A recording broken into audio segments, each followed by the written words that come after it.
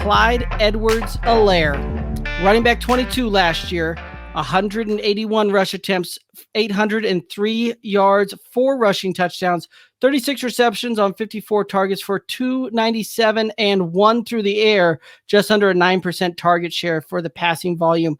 Guys, your thoughts on the CEH? I'm grabbing him up everywhere I can get him. I really am. I'm just grabbing him up. And I'm happy to take him at the middle to back half of the second round, and he can be my RB2 because I think this is the season he finishes inside the top 12 and is the running back that everybody drafted him to be last year.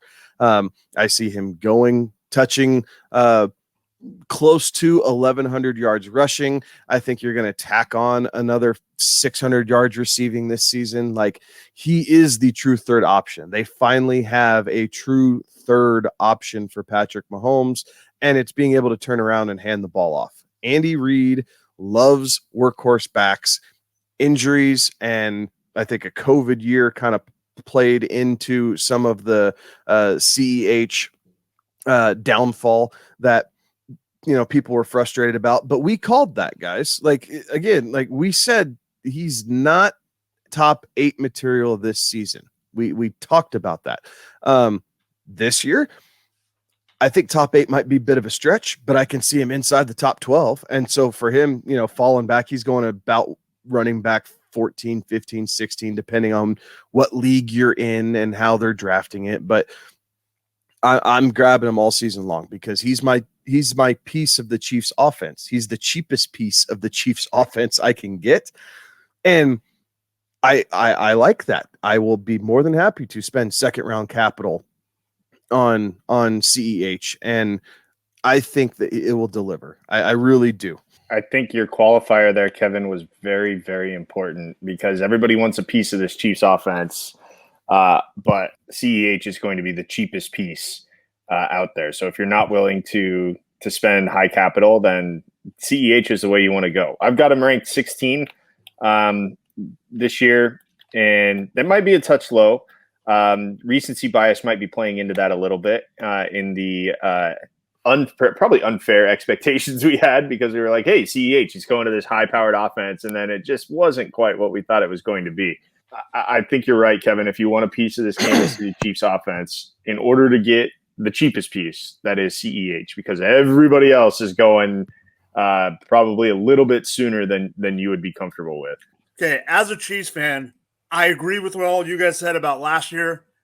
As soon as everyone was like, he's going to be this top 10 running back and blah, blah, blah, I went, no, he's not. He's going to be a rookie on this team. The expectations need to be limited. The one thing that drives me nuts about CEH, and this is just me being a Chiefs fan more than anything, every single time they gave him the ball in the red zone, I got scared because he only went 2 yards. That's offensive line, too. I get that. That's completely offensive line. Well, but my thing is, in his defense, he didn't have a true offseason to build that NFL frame. No, like he was bringing agree. in his LSU frame. And yes, the SEC does have a bit more offensive and defensive line prowess than a lot of other conferences. But I'm going to try and talk you off the ledge here for a second. He just didn't have a chance to get in the weight room. Like, now that he's had this offseason to build that up, I fully expect that to be better. And within the first week, maybe 2 weeks, just depending on where the Chiefs are in the field, I fully expect them to just turn the ball and let him plow it into the end zone 2 or 3 times in the first 2 weeks and put all that hesitation to rest. No, I completely agree, because this is the thing.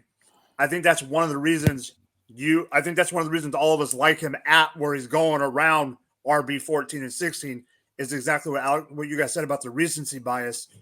And because of all the stuff that he wasn't getting, and the fact that they brought in Le'Veon Bell last year, everyone's looking him down upon that. Now there's no competition. Damian Williams is gone, who we thought was still going to be on the team. Le'Veon Bell's gone. You got Darrell Williams and Darwin Thompson. That's it. There is no competition.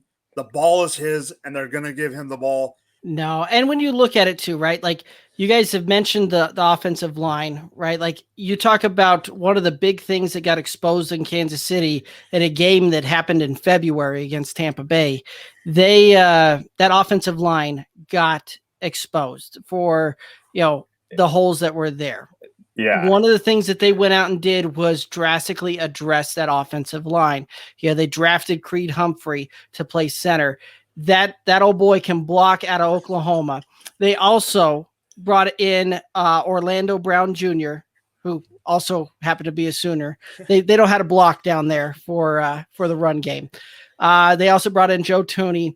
They've got a lot of they brought in a lot of pieces on that offensive line, and I think you'll see some of that help, and you'll see some of those big body bulldozers down there on that offensive line be able to move that a little bit, so that you'll see more than a 2-yard run and through, to the point where if Clyde Edwards-Helaire, he doesn't even have to take a huge step forward into double-digit touchdown range for him to move drastically up the running back rankings there. If he finishes with 8-9 touchdowns on that would have drastically improved his ranking last year, which I see being able to be a possibility with that, right? We talk about touchdown regression. Well, there also happens to hold true with guys having touchdown progression. And I think that's where we're going to see CEH make his hay this year, is be able to get in there and move the ball a little bit when they get into that inside that 5-yard line.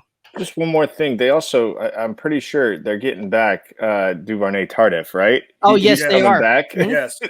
That was a pretty sizable hole to have to fill.